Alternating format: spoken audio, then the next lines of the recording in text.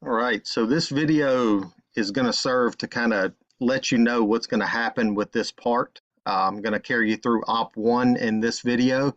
Hit a little bit on OP2, but this is mainly going to be for OP1, letting you know what's happening inside of this code, because it's not exactly something that we can describe on paper. So I feel like a video is justified here. So this print here, this is your sheet one of this drawing, drawing 403.1. All right, take a look up here. Your material size is going to be 3/4 by 5, solid 5 and an eighth long. And another good thing I want to go ahead and talk about is what's going to be super important on this part. All right, the first thing, like overall, when you're looking at this part, it's really not a whole lot that's like insanely critical on this as far as functionality. Of course, we got this little note down here that says tolerances are for educational purposes only. All right, but the whole gist of this, I feel like y'all are going to understand what a gyroscope does and what's important on it. But really, the critical stuff here is going to be these pin locations. See that 2.1875 and 2.1875? So those are going to be absolutely critical, but we're doing it all in the same setup, so we're going to be getting into the accuracy of the machine, which is going to be perfect for what we're doing. Those machines, I think the positional accuracy on them something, 2/10 or something like that. All right. So that's going to be really important. These hole locations here are going to be relatively important. I mean, as long as they're within 5 or something like that, I believe we're going to be just fine. All right, then we need to make sure that these holes, this top hole and this bottom hole, are really straight, are really in line, and that's going to be OP3 and OP4. All right. So really main takeaway here is you got your material size 3/4 thick, 5 inches wide, and 5 1/8 long. All right, now obviously when we're holding this part, we want the 5 1/8, so it's going to be saw cut on both ends. We want that sticking out to the left and right. We want to be clamping on that milled surface. Don't want to be clamping on anything sawed if we can get away with it. All right, so I'm going to jump over here to this part. All right, so this is the model. Let's see, you've got everything drawn in, got the threads, got everything drawn in. All right. Now, I'm going to go ahead and turn on the stock and just toggle that back and forth. And look, I'm not sure if I said it already, but guys, this video is not to teach you CAD CAM. It's not. Y'all are going to be taking CAD CAM classes next semester. In your spring semester of your second year, we're going to be teaching you guys all of this. So this is not to teach you CAD CAM. I'm not going to get down in the weeds of this because it's simply not enough time. This is simply to show you what is happening within this code. All right, so I'm going to turn on that stock and I'm going to show you something. All right, so I want you to notice how that stock sits up a little bit higher than the top of the part. Okay, and we're gonna get into that here in a second. But I want you to notice how that stock is, how that part is centered in that stock. So the 5 inches is going to be running in the y-axis. So that 5 inches is going to be running that way, and the 5 1/8 is going to be running this way. All right, so I added in a few little things just to kind of help illustrate this part. Let's see here. Added in some a vise and some parallels, all that good stuff. All right, and what I did here was I drew in 1.5 parallels. So that means I'm going to be holding on to about 1/4 inch of material here. So should be about 1/4 inch from here to here.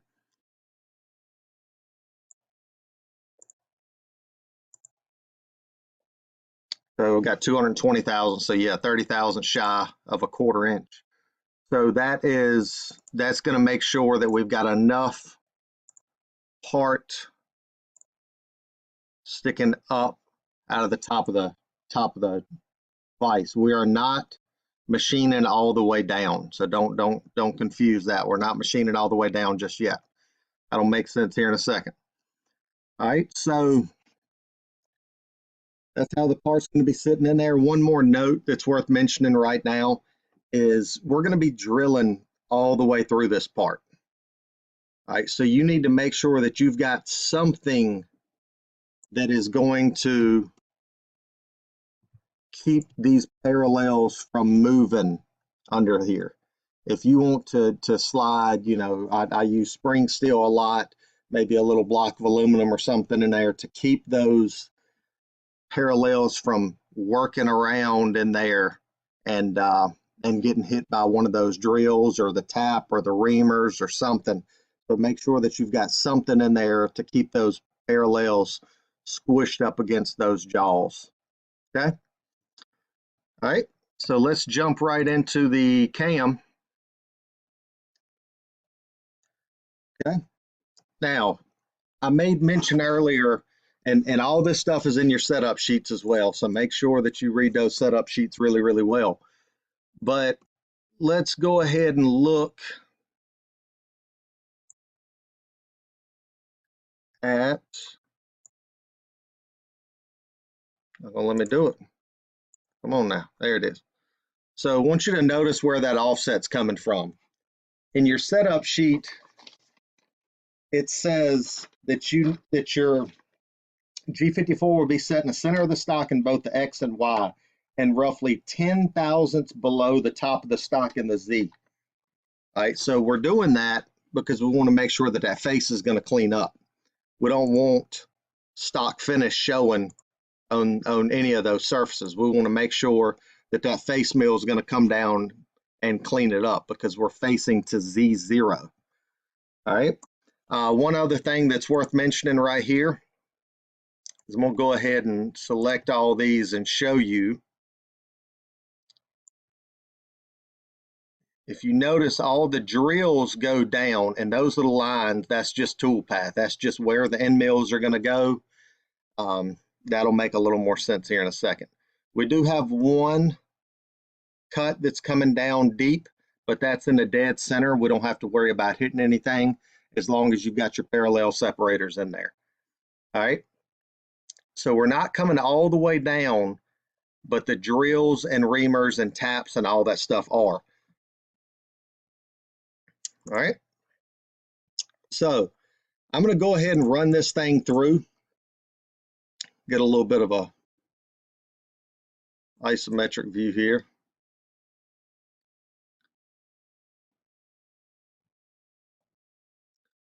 And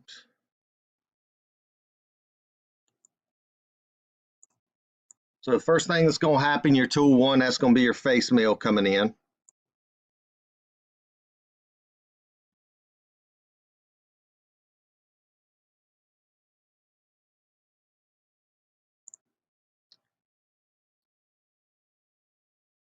All right. So once that face mill comes in and cleans, then your 1/2 inch S-carb, that part number 34301 is that end mill number. It's a Kyocera S-carb.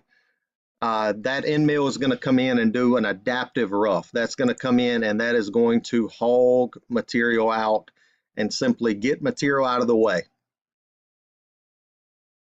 And you have got to make sure that you have got really, really good coolant on these cutters at all times because they will absolutely melt that material.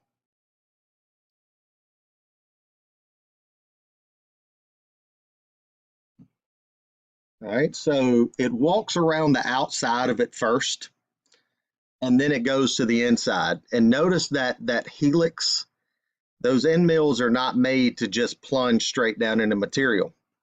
All right, even though they're center cutting, even though they can cut straight down into material, that doesn't mean that they're made for it. All right, so that end mill is going to helix down in. It's going to cut. Oh.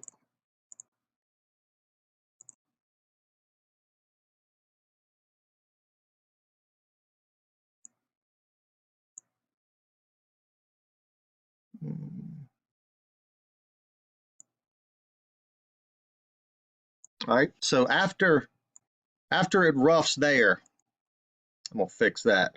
After it roughs there, roughs the outside of it and inside of it, notice that it's leaving a lot of material on the inside. All right, and I'm gonna kind of show you that real quick. It is gonna be leaving over 20, over 25. It's gonna be leaving a lot of material on the inside there. You see all that? The green is the good part, blue is where it's excess material. All right, so turn that back to, I don't like keeping that on comparison because it bogs the computer down. But anyway, after it does all that, it's going to come in and it's going to cut a hole clean through the part.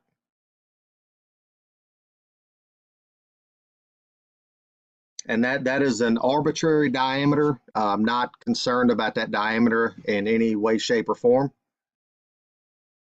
I just need a round hole in that part. And that is for us to be able to pick up OP2. We need somewhere to set our offsets from. And if we didn't have this hole, we wouldn't be able to pick up X and Y accurately. We could pick it up, you know, picking up all saw cut and a bunch of crooked stuff, but we want to be accurate here. All right, so this next end mill is going to come in and it's going to finish everything. That's going to be a 3/8 S carb. That's going to be a tool number 34827. And it's going to come in, it's going to finish everything.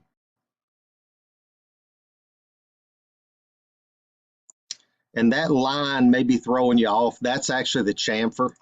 So if I turn off that model, you can see that's what your part's going to look like. All right.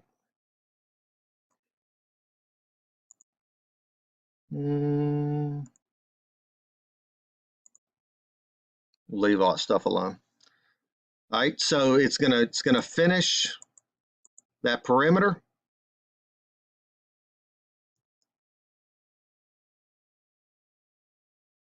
Not perimeter, I'm sorry, interior. Now it's going to finish the perimeter. But I want you to notice something. It's not cutting this surface here. I don't care about that. That's carryover stock. That's going to get reduced to chips in the next op. All we're worried about is this surface right here. All right, and the same thing in here. The only thing we're worried about is this surface, not the deck there.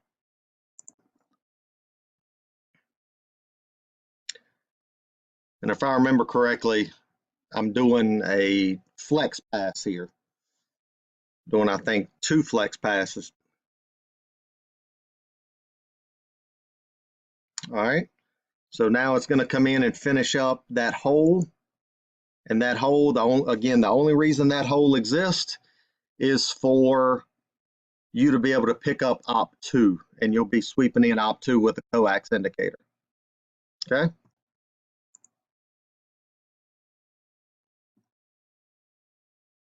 All right. Next thing that's going to happen is it's going to pick up tool 4. That's going to be your 3/8 spot drill. That's going to be a tool number 6279 3674. All right, and it's going to spot all the holes. All right. Next thing is going to be your tool 5, which is going to be your 201 thousandths drill.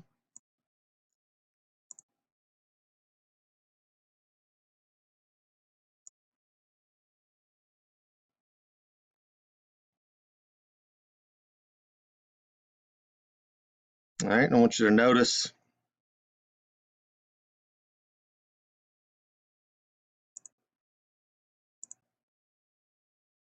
see it peeking through the bottom there? All right, and that's going to be your tap coming in. It's going to tap those holes. So it's going to drill them, tap them. All right. And then this next tool, that's going to be your tool 7. That is your 242 thousandths drill. And that is prior to reaming.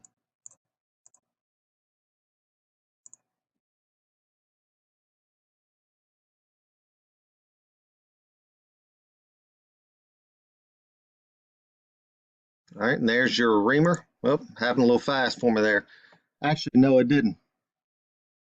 Yeah, it did. Okay. All right, so it drills them with tool 7. Tool 8, that's going to ream those holes. All right. So that is your reamer.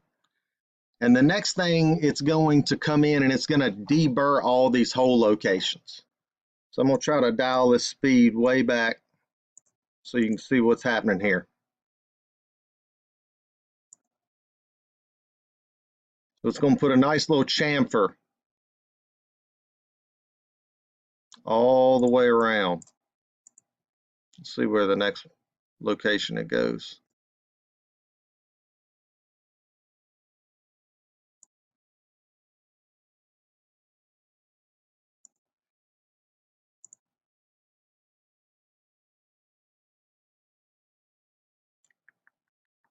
And this is your drill mill. This is your 1/4-inch AccuPro drill mill 06298731. 45 or 90-degree drill mill, 45-degree drill mill. People call them different things.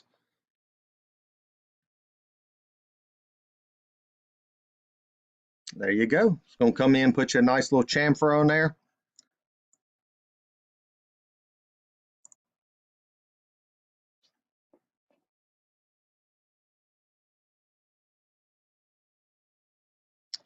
It's going to do those reamed holes.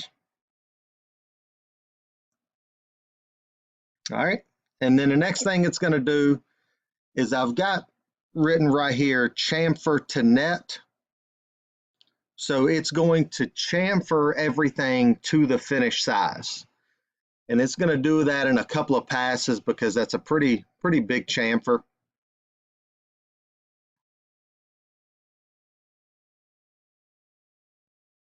We don't want to overwork this tool.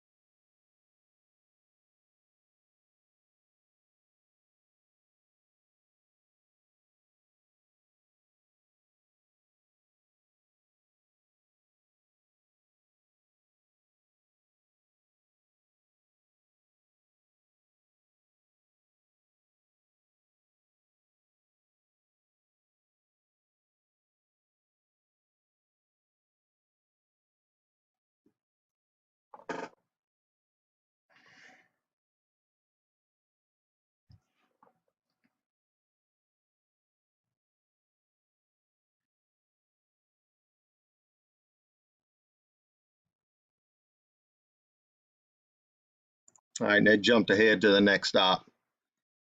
I don't think that'd be a good. I think that'd be a good one right there. So we're going to stop right there. I'm going to show y'all. Looks like the machining time is 28 minutes.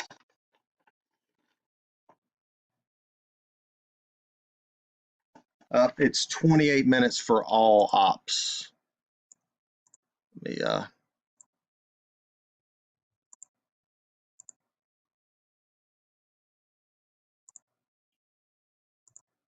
yeah, see, first op is 13 minutes. On the setup sheet, I think I put 15. Yeah, 15 minutes. And I gave you a little bit of, you know, a minute there. It's not like a big deal, but you may want to rerun certain tools. Obviously, you can't rerun taps and stuff like that, but you, if you want to, you know, rerun a chamfer tool, or if you need to adjust an offset and run a face mill again, or if you want to do some overrides or whatever, then you can always do that. So 13 minutes on your machining time. But let's talk about one thing real quick. So if you remember at the beginning, I said that we were not machining all the way down.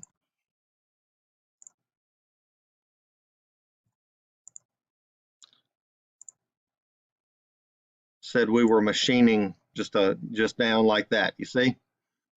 And actually,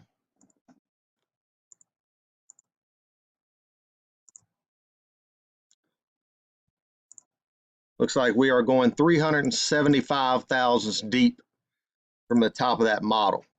All right, but if we look,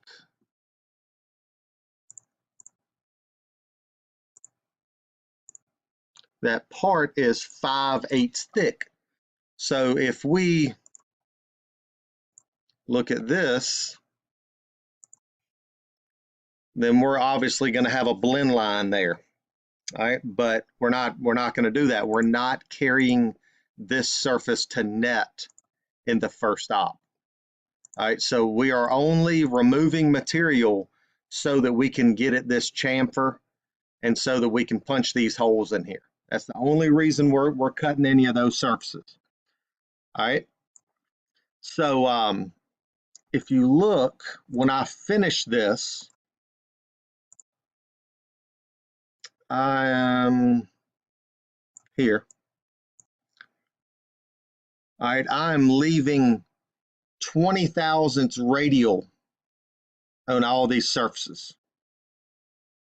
All right, which means if I run this on graphics real quick, speed it up a little bit.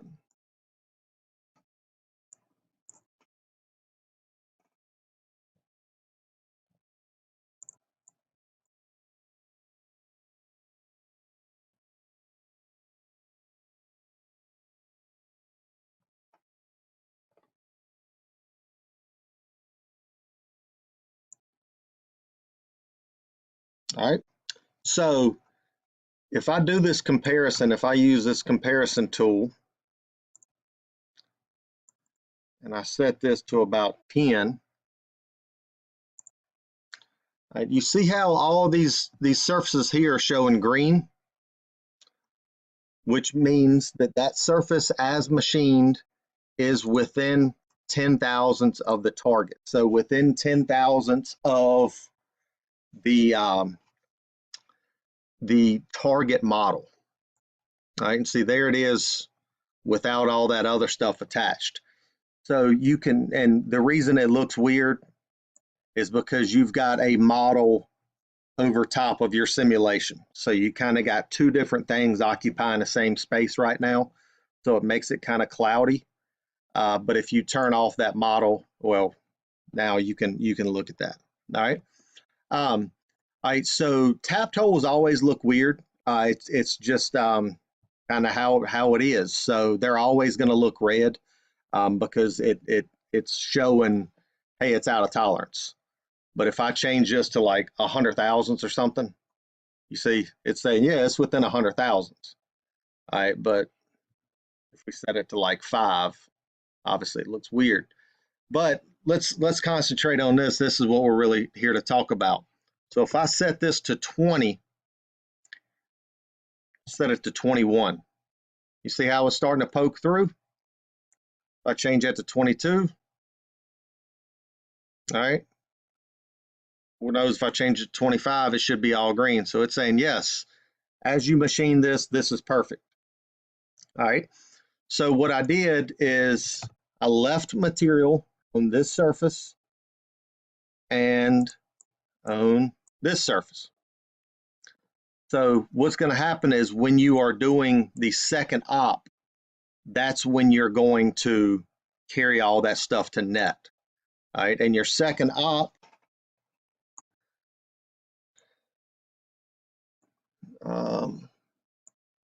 it's going to be in a fixture like this.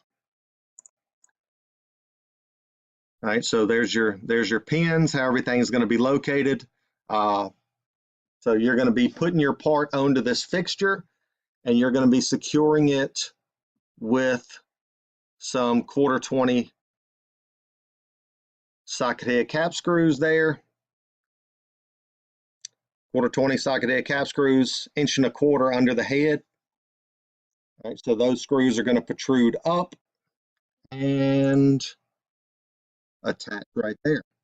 So that'll make a little more sense when I do the op2 video, but just understand that a lot of your dimensions coming out of this op are not going to be correct, and that's by design. That's fine. Don't, you know, you're not going to be trying to comp anything in. You're not having to worry about any of that stuff. It's okay that the part is not finished on that surface, that interior surface and that exterior surface. Everything else is going to be finished. All your holes are going to be in the correct location. Your face is going to be cleaned up. Your chamfer is going to be there. It's going to be the right size. Hopefully all that stuff is going to be good. All right. There is one other thing that I want to mention. Look at the setup sheet. So tool 3. So right here, none of these other strategies are going to be using cutter comp. So you don't have to tell the machine anything. You don't have to tell the machine the diameter of the tool, basically. I mean, you still have to give it tool length offsets. You still have to do all that stuff, but you don't have to tell it the diameter of the tool. You can. It's not going to hurt anything, but it's just not going to use it. All right. It's so the only tool in here that you're going to be using cutter comp is going to be this guy right here. It's going to be that 3/8. All right, and then we're going to open that up, show you right here, and my compensation type is in control. All right, so in control, it's telling me that when it posts this code, it's going to output the cutter comp codes G41, G42. We're going to get into that a little more in detail as we go. But you are going to need to go in and set your D3 in your controller. On your offset page, you're going to need to set the diameter offset for tool 3 to the actual diameter of this cutter. And the actual diameter of this cutter, if you're using it correctly, is the 3/8. So that's going to be 0.375. All right.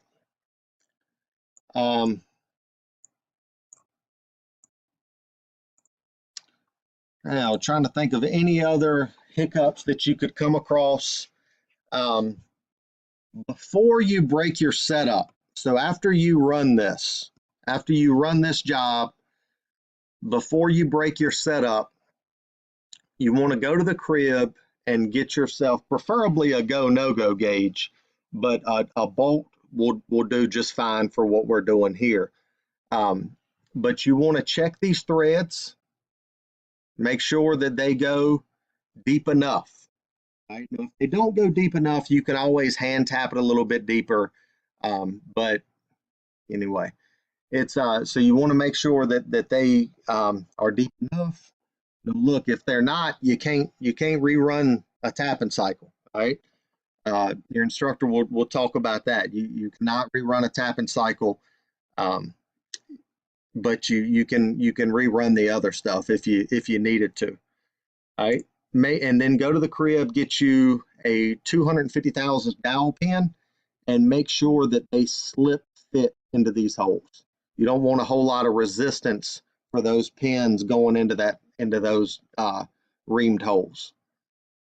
All right, and then make sure that top surface is cleaned up. Make sure all your surfaces are good and clean how you want them. And then once you test those dowel pin locations, once you're satisfied with everything, you should be good to go ahead and break your setup. and that's going to lead you into OP2, which is going to be on the fixture. And that you can already see that I'm starting to work on that. Well, I've got it done. I've had it done for a little while, but I'm adding a few things to make it a little easier to communicate what I got going on to you guys. And let's see, you got 9 tools. All that stuff is right there in your setup sheet. Just make sure that you set your offset, dead center of the part. All right, remember your Z, that's going to be 10 thousandths below the top of your stock. All right, that's very, very important. If you set your G54Z on the top of the part, then when that face mill comes down, it's not going to cut anything. It's just going to cut like little wispy things off the top of the part. It's not going to actually cut any good material off the top. All right, make sure you got 1.5 inch parallels. Let's see here. Make sure you got good coolant. Lord knows, make sure you have got coolant pointing exactly on that tool. All right, and if you don't have good coolant pressure in your machine, then you may have to stop at every tool and adjust your coolant just to make sure that it's hitting exactly where it needs to be. Because these cutters are expensive and we don't want to fry them. And also make sure that you got your saw cut sticking out the ends like that. You want those blue surfaces to be your saw cut.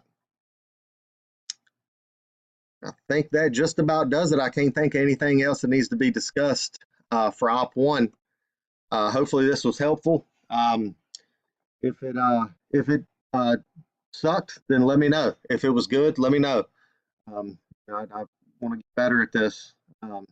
So just want to make sure that you guys have all the tools that you need to be successful here. So good luck.